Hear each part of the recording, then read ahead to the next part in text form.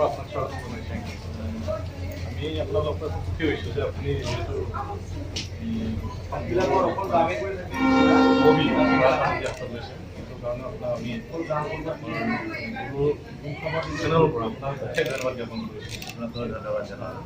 কথা হৈছে কি আজি গাঁৱে ভূঞে আহি যিবিলাক ঘূৰি আছে সেইটো কাৰণে অভিনন্দন জনাই সেই কাৰণ খালি এনেকুৱা ধৰণৰ পৰা এখন চিনেমাৰ কাৰণে চিন্তা কৰিছে। হয়, মই একচুৱেলি কি কয় বহুত বছৰ আগৰ পৰা কেইবাবছৰ আগৰ পৰা ট্ৰাই কৰি আছোঁ এখন বড়ো ভাষা চিনেমা কৰা, কিন্তু মোৰ বহুত বিভিন্ন মানে বন্ধু আছে বড়ো মানে ফ্ৰেণ্ড মোৰ, তেওঁলোকেও মোক কৈছিলে যে এখন বড়ো চিনেমা কৰক। মই তেনেকৈ কোনো ছাবজেক্ট বিচাৰি ফুৰিছোঁ কেইবাদিনৰ পৰা বহুত বছৰৰ পৰা মই ছাবজেক্ট বিচাৰি আছিলোঁ। তো ফাইনেলি মই এটা ছাবজেক্ট পালোঁ যিটো নেকি কালচাৰ, যিটো আমাৰ অকল বড়ো কালচাৰ বুলি নহয়, ধৰি লওক যিবিলাক আমাৰ পুৰণি যিবিলাক কালচাৰ আছে, গীত মাত বাজনা ডান্স, এইবিলাক মানে নিউ জেনেৰেশ্যনে সেইবিলাক হেৰি কৰিব খোজা নাই, যে মানে আপোনাৰ আগ্ৰহ নাই মানে সেইখিনিৰ প্ৰতি। এতিয়া সেই টিভিত যিটো চলি আছে সেইবিলাক ডান্সৰ প্ৰতি বেছি আগ্ৰহী। গতিকে মোৰ এটা ছবিখনৰ মাধ্যমেৰে এটা মানে মোৰ মেছেজ দিব খুজিছোঁ যে নহয়, আমাৰ যিটো অথেণ্টিক যিটো কথা, আমাৰ যিটো পুৰণি যিটো কলা কৃষ্টি, পুৰণি বুলি নহয়, এটা জাতিৰ এটা জীয়াই থাকে এটা নিজস্ব কলা কৃষ্টিৰ ওপৰত, আৰু সেইখিনি যদি হেৰাই যায় এদিন, তেতিয়াহ'লে আমাৰ পাছৰ জেনেৰেশ্যনেতো একোৱে নাপাব নহয়। কি আছিলোঁ আমি, কেনেকুৱা আমাৰ ডান্সটো কেনেকুৱা আছিলে, চিফুংখন কেনেকুৱা আছিলে, খাম কেনেকুৱা আছিলে, হেৰাই কি বস্তু, এই গোটেই বস্তুবিলাক আপোনাৰ অকণমান এটা মেছেজ দিবৰ কাৰণে মই এটা এখন ছবিৰ মাধ্যমেৰে কৰিছোঁ। আৰু বখালী শব্দটো আহিছে মানে কি, এটা বখালী মানে হ'ল আপোনালোকে জানে চাগে, নেক্সট টু দ্য মাদাৰ, মানে মাকে অকল গাখীৰে দিয়ে, বাকী গোটেই প্ৰতিপালন সেই ছোৱালীজনী কৰে। কিন্তু কাৰোৰ মা দেউতাক এইটো হয়তো পৰম্পৰা চলি আহি আছে বা এটা জেনেৰেশ্যনত আছিলে, এতিয়া ইমান তেনেকুৱা নাই। কিন্তু কথাটো হৈছে কি যে কোনো মা দেউতাকে তাৰ নিজৰ সন্তানটোক কেতিয়াও আনৰ ঘৰত দিব নিবিচাৰে। যেতিয়া নেকি ছাৰ্ভাইভ কৰিব, যেতিয়া নেকি ধৰি লওক দুখীয়া বা পইচাৰ অভাৱ হ'ব, তেতিয়াহে দিব।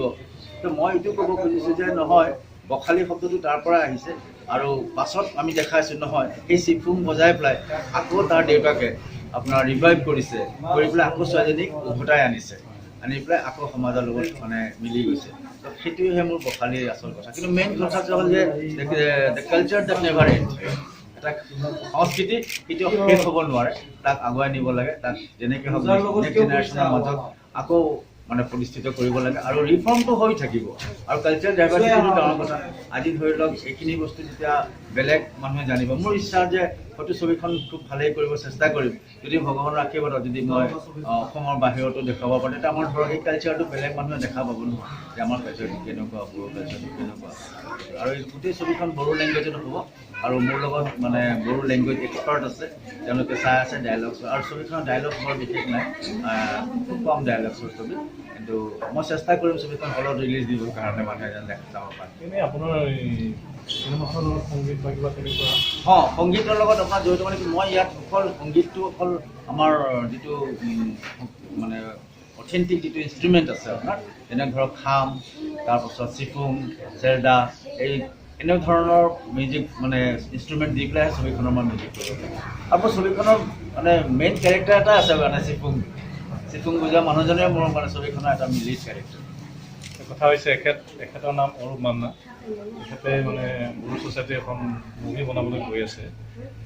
এতিয়া ইয়াত মেইন ৰোল হিচাপে এক্টৰ এক্ট্ৰেছ বা এনেকুৱা তেনেকুৱা কোনো মই হেৰি কৰা নাই, বা ইয়াত মোৰ আটাইতকৈ মানে মোৰ পবিত্ৰ ৰভা আছে বাংলাত, আৰু তেওঁ মোৰ ছবিত অভিনয় কৰিছিলে, তেওঁ বেষ্ট এক্টৰো পাইছিলে, সেই সূত্ৰে তেওঁৰ লগত মোৰ মানে চিনাকি। গতিকে ইয়ালৈ আহিলোঁ, আৰু পবিত্ৰ ৰভা তেখেতৰ অভিনয় থাকিব নেকি বাৰু? তেখেতৰ এখন অভিনয় আছে, এজ এ গেষ্ট আৰ্টিষ্ট হিচাপে পবিত্ৰ ৰভা আছে। তেওঁ এটা গেষ্ট এপিয়াৰেঞ্চত মানে ইয়াত অভিনয় কৰিছে এইখনত। তাৰ বাহিৰে এজনী সৰু ছোৱালী নতুনকৈ আমি ইণ্ট্ৰডিউচ কৰাইছোঁ, ছোৱালীৰ নাম ভূমিকা, আৰু আমাৰ সুখৰাম দা, দুজনে চিফুং বজাব, মানে সেই ছোৱালীজনীৰ দেউতাক, তেওঁ এজন নিজে ভাল চিফুং বজোৱা মানুহ, সুখৰাম দা বুলি মাতোঁ আমি। সুখৰাম দাই আমাৰ লিড ৰ'ল, এই দুজনেই ক'ব লাগে আৰু। ঠিকে আছে, ভাল লাগিল আপোনাক আমি ধন্যবাদ জ্ঞাপন কৰিছোঁ। আপোনাৰ এই ছবিখন বনাই থকাত যিমানখিনি মানুহে আপোনাৰ সহায় সহযোগ কৰিল, আপোনালোকৰ আৰু কোনোবা তেনেকুৱা ব্যক্তি আছে নেকি আপোনালোকৰ গাতে লাগি থকা? মোৰ গাত লাগি থকা ধৰি লওক এনেকৈ আমাৰ এটা টীম আছে, মানে আমাৰ টীমত ধৰি লওক আমাৰ এই যিসকল আপুনি দেখিছে আমাৰ তেওঁলোক আছে, কেমেৰাৰ লগত মানুহ আছে, লাইটৰ আছে, তাৰপাছত আমাৰ নৱমিকা আছে, আমাৰ লেডি এগৰাকী আছে, তেওঁ চোৱা চিতা কৰে, এনেকুৱা সকলো মানে আমি সকলোৱে হাতে ধৰি কাম কৰোঁ। এইটো মানে আমাৰ কোনো ডাঙৰ বা খুব বিগ প্ৰফেচনেল প্ৰডাকশ্যন নহয়। আমাৰ এটা মানে ইউনিট এটা আছে, আমি এনেকৈ কাম কৰোঁ, ভাল লাগে, তেনেকেই কৰোঁ আৰু।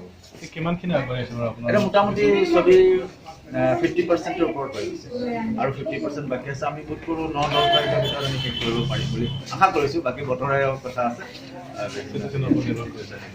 আৰু আমি চব নতুন আৰ্টিষ্টে লৈছোঁ। প্ৰায় বহুকালি মানে এইখন ছবিত অভিনয় চাব পাৰে, ইমান সুন্দৰ অভিনয় হৈছে নহয়, মানে নতুন ল'ৰা ছোৱালীয়ে কৰিছে অভিনয়, খুব সুন্দৰ কৰিছে।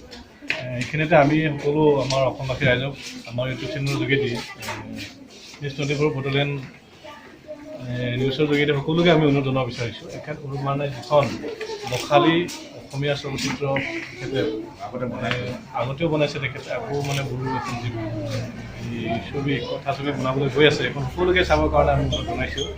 তেখেতে ইতিমধ্যে আমাৰ টংলা অঞ্চলৰ আহি বিভিন্ন ঠাইত মানে তেখেতে শ্বুটিং লৈছে আৰু যিহেতু তেখেতৰ এই ছবিখনত পৰম্পৰাগত কিছুমান আমাৰ ট্ৰেডিশ্যনেল বস্তু লুকাই আছে, সকলোকে অসমবাসীক মানে বখালী কথা ছবিখন যিহেতু খুব কম দিনৰ ভিতৰত ৰিলিজ হ'বলৈ গৈ আছে, এইখন চাবৰ কাৰণে সকলোকে অনুৰোধ জনাইছোঁ। আৰু লগতে পুনৰবাৰ আমাৰ নিউজ 24 বড়োলেণ্ড চেনেলৰ পৰা আপোনাক অশেষ ধন্যবাদ জনাইছোঁ। যিহেতু যিটো কাম আজি আমাৰ বড়ো সমাজৰ কোনোবা এনেকুৱা ডিৰেক্টৰ বা প্ৰডিউচাৰে কৰিব পৰা নাই, এনেকুৱা এটা আপুনি হাতত লৈছে, সেইকাৰণে আপোনাক অশেষ ধন্যবাদ আমি আমাৰ ফালৰ পৰা